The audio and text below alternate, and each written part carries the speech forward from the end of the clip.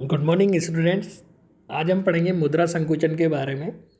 अपने पिछले लेक्चर में अपन ने देखा था मुद्रा प्रसार के बारे में, इन्फ्लेशन के बारे में। आज देखेंगे डिफ्लेशन के बारे में।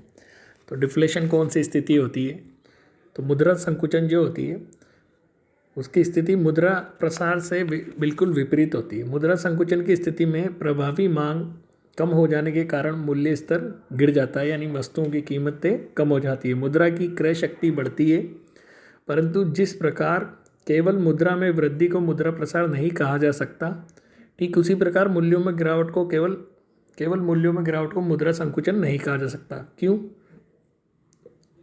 क्योंकि मूल्यों में गिरावट दूसरे अन्य कारणों से भी आ जाते हैं, परंतु जब मूल्यों के गिरने का कारण देश में प्रचलित मुद्रा व साख की कमी हो तो उसको मुद्रा संकुचन कहा जाएगा। यानी अगर वस्तुओं का मूल्य कम हो रहा है और उसका कारण है कि देश में जो मुद्रा और साख की कमी हो गई लोगों के पास, इसलिए वस्तु वो खरीदने की स्थिति में नहीं है, इसलिए मूल्य गिरे हैं, तो वो स्थिति मुद्रा संकुचन कहलाएगी।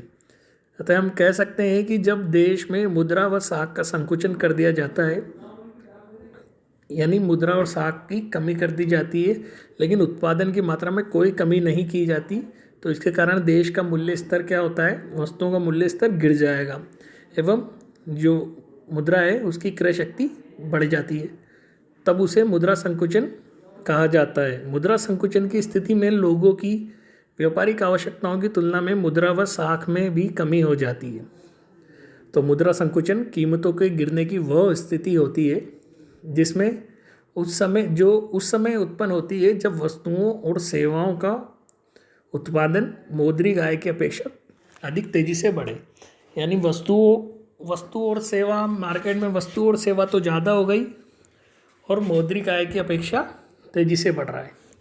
ठीक है, यानी लोगों के पास मुद्रा की तो कमी है लेकिन खरीदने के लिए वस्तुएं ज़्यादा है, तो ऑटोमेटिक क्या होगी, वो वस्तुएं सस्ती हो जाएगी, क्योंकि लोगों के पास पैसा ही नहीं है खरीदने के लिए, तो वो खरीदेंगे ही नहीं, और जब खरीदेंगे नहीं वस्तुएं तो उनकी कीमत कम हो जाएगी।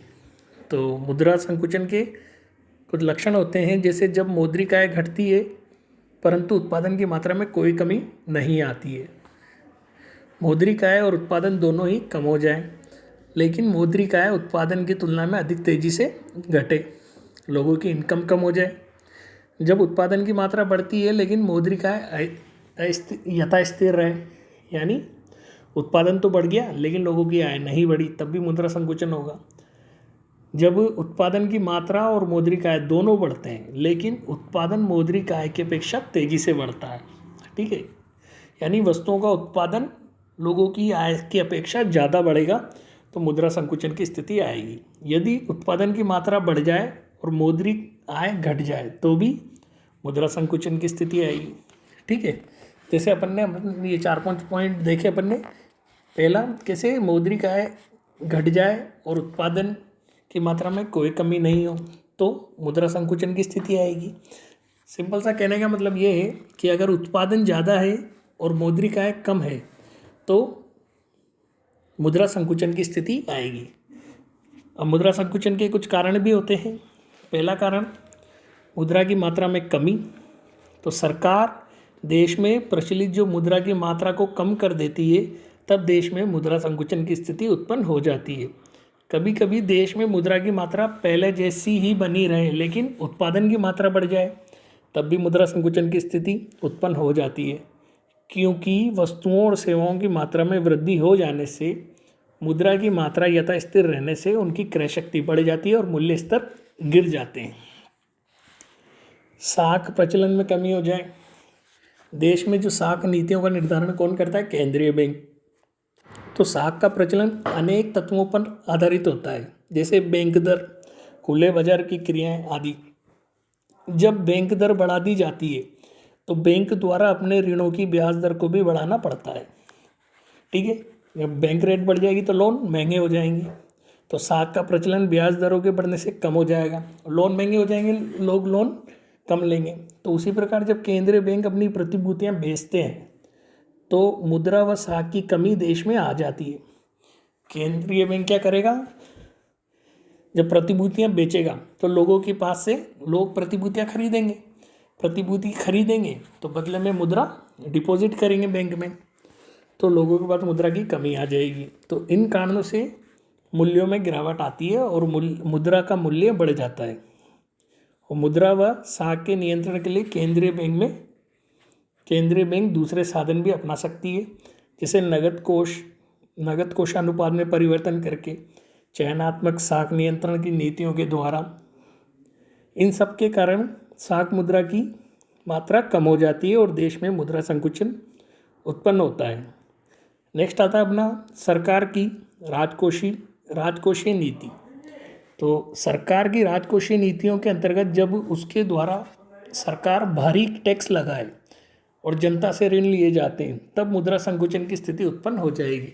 यानी गवर्नमेंट ने टैक्स रेट बढ़ा दी तो लोगों के पास पहले से कम पैसा बचेगा और उस कारण से मुद्रा संकुचन की स्थिति उत्पन्न होगी। मंदी की स्थिति, चलन वेग में कमी।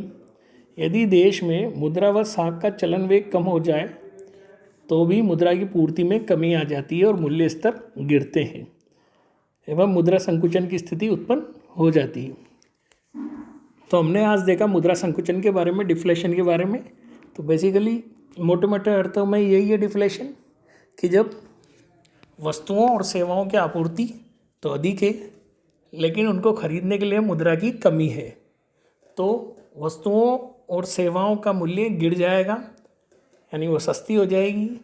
और जब वस्तुओं और सेवाओं का मूल्य गिर जाएगा तो उत्पादक को हानि होगी तो वो अपने उत्पादन में कमी करेगा, जिसके कारण बेरोजगारी बढ़ेगी।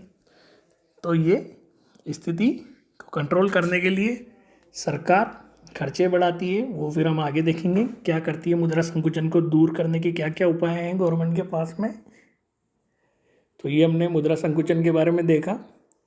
अब नेक्स्ट लेक्चर में मुद्रा प्रसार और मुद्रा संकुचन दोनों के प्रभावों के बारे में देखेंगे कि अर्थव्यवस्था में दोनों के प्रभाव किस प्रकार पड़ते हैं। ठीक, थैंक यू।